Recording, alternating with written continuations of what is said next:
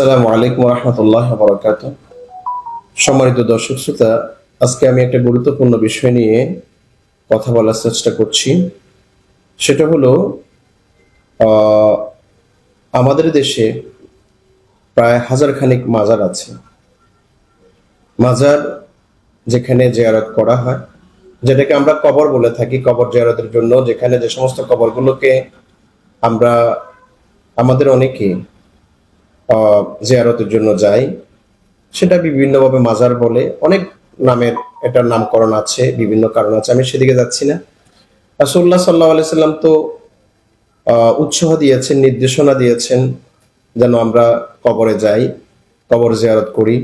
রাসূল সাল্লাল্লাহু আলাইহি সাল্লাম বলছেন যে আমি তোমাদেরকে প্রথম প্রথম কবর জিয়ারত নিষেধ করেছি, তাওহীদ তোমরা এখন বুঝতে পেরেছো, এখন কবর জিয়ারত করবে। ফাইন্নাহা তুযাক্কিরুল মাউত, কবর জিয়ারত মৃত্যুকে স্মরণ করিয়ে দিবে। যে কবরের কাছে গেলে কবরবাসী শুধু লাভবান হবে এমন নয়, বরং যারা কবর জিয়ারত করতে যায় তারাও লাভবান হবে যে আমাকে কবরে যেতে হবে। কিন্তু আমাদের দেশে বিশেষ করে আপনারা যদি খোঁজ করে দেখেন, বাংলাদেশে প্রায় 950 প্লাস, প্রায় 1000-এর উপরে মাজার আছে। এর বেশিরভাগ ক্ষেত্রে এই মাজারগুলোতে অনিসলামিক কাজ হচ্ছে।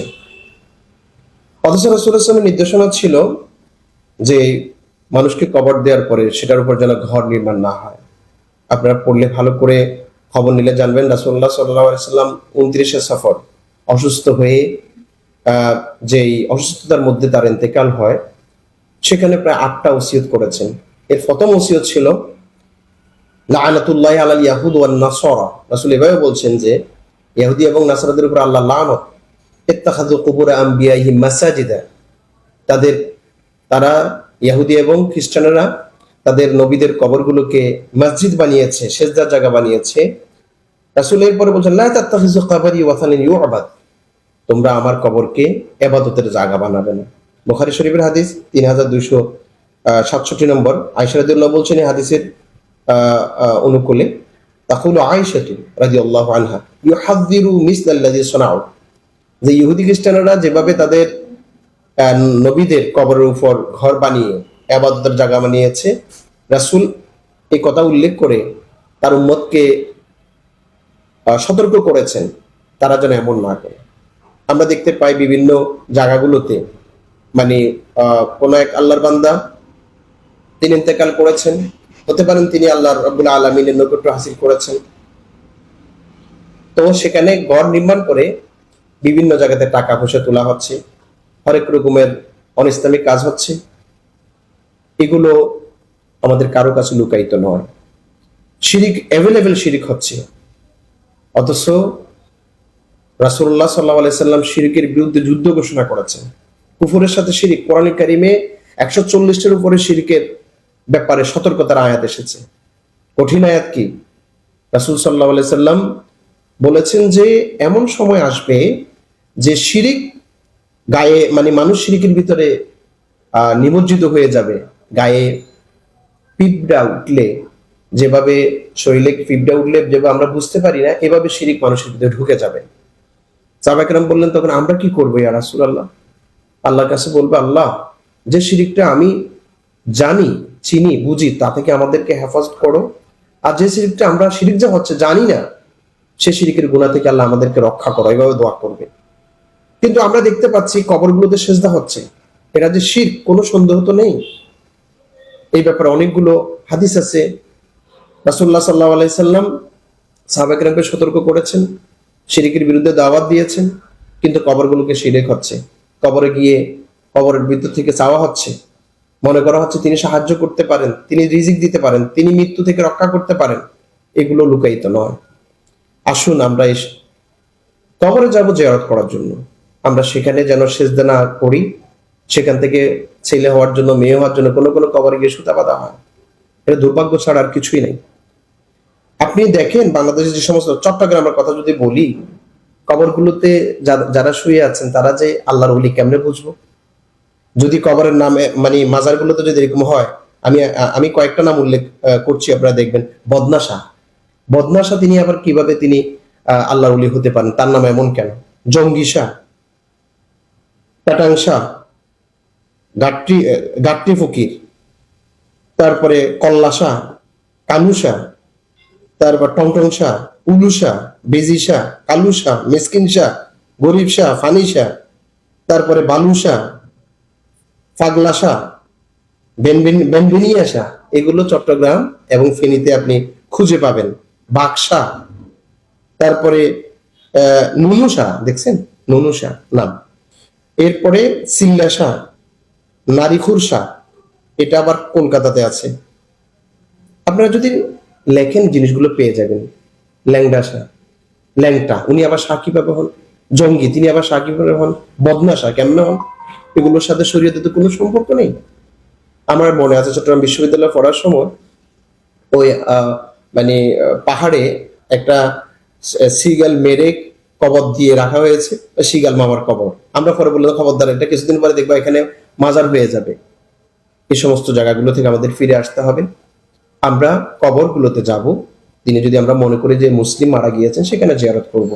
এই সমস্ত, এই যে কিছুদিন আগে দেওয়ানবাগী মারা গিয়েছেন, কি হারে শিরিকের কথাগুলো বলে গিয়েছেন।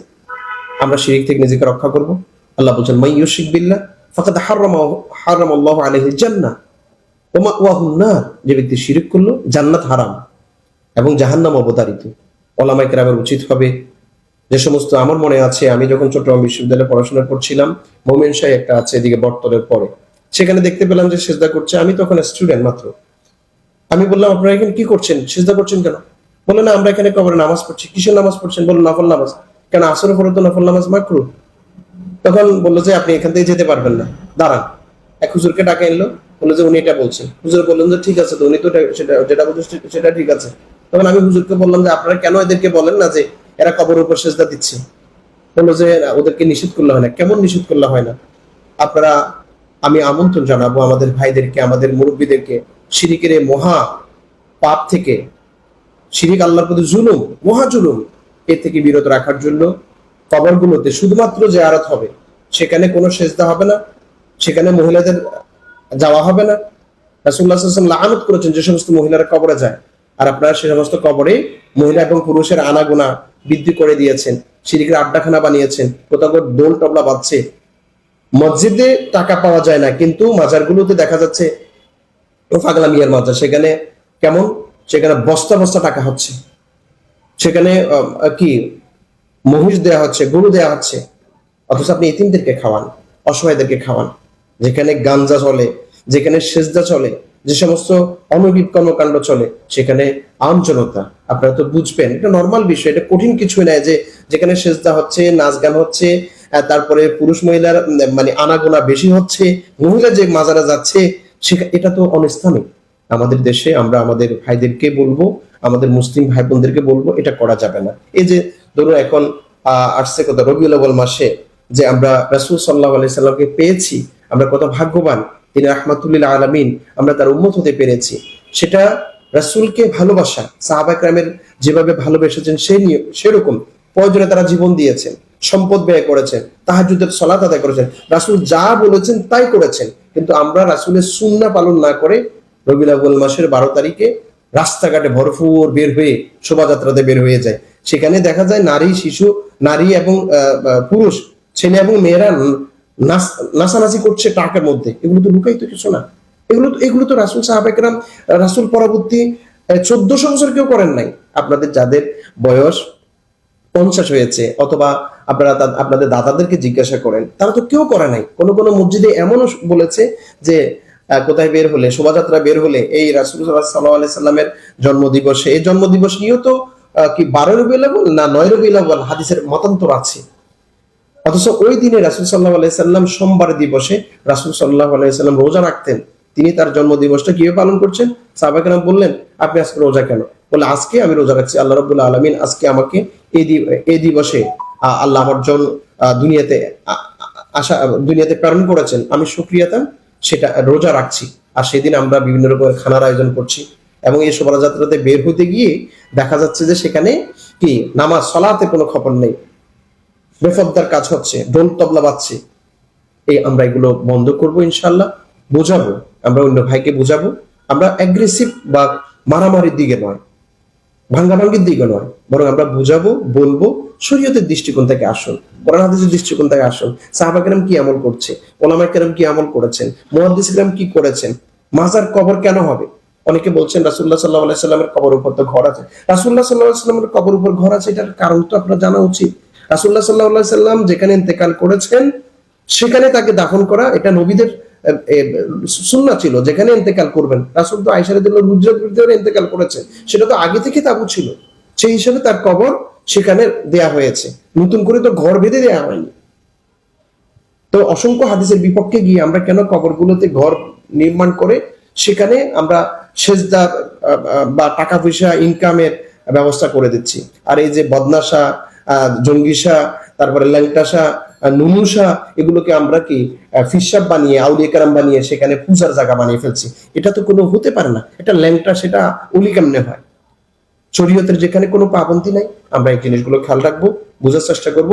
এ সমস্ত অনইসলামিক কাজ যেখানে আছে সেখানে আমরা আশপাশে যারা আছে তারা বোঝানোর চেষ্টা করবো, তাদেরকে বেশি বেশি করে সেখানে মাহফিল করে, সেখানে কোরআনের জলসা করে আম জনতাকে বুঝিয়ে এ সমস্ত শিরকি কর্মকাণ্ড থেকে ফেরত আনার চেষ্টা করবো। কোথায় ছেলে হয় না সেখানে সুদা বাঁধতে নাকি ছেলে হয়, কি অদ্ভুত কাজ কারবার। তাহলে তো বিয়ে শাদীর দরকার নেই, সুদা বেঁধে যদি বাচ্চা হয়। আল্লাহ রাব্বুল বলছেন ইয়াহাবুলি মাইয়াশাউ, ইয়াহাবুলি মাইয়াশাউ, আল্লাহ যাকে ইচ্ছা করেন যুকুরা, তিনি তাকে ছেলে দান করেন।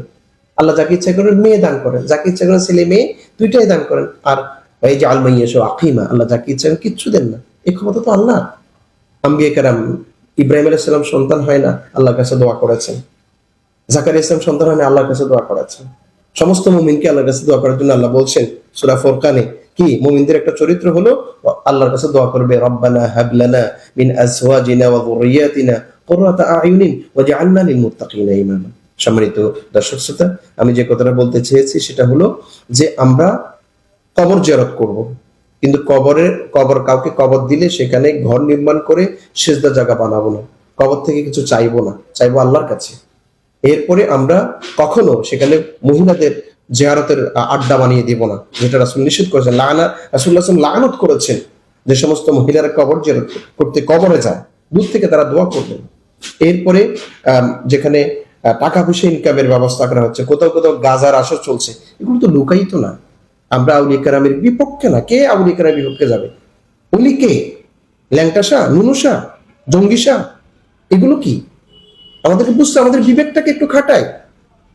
যেখানে ইলমের দরকার, যেখানে শরীয়তের পাবন্দি নাই, নামের ভিতরে তো মানে বুঝাই যাচ্ছে যে এটার ভিতরে ধোঁকাবাজি আছে। আল্লাহ আমাদের সবাইকে বুঝার তৌফিক দান করুন। আসসালামু আলাইকুম ওয়া রাহমাতুল্লাহি ওয়া বারাকাতুহু।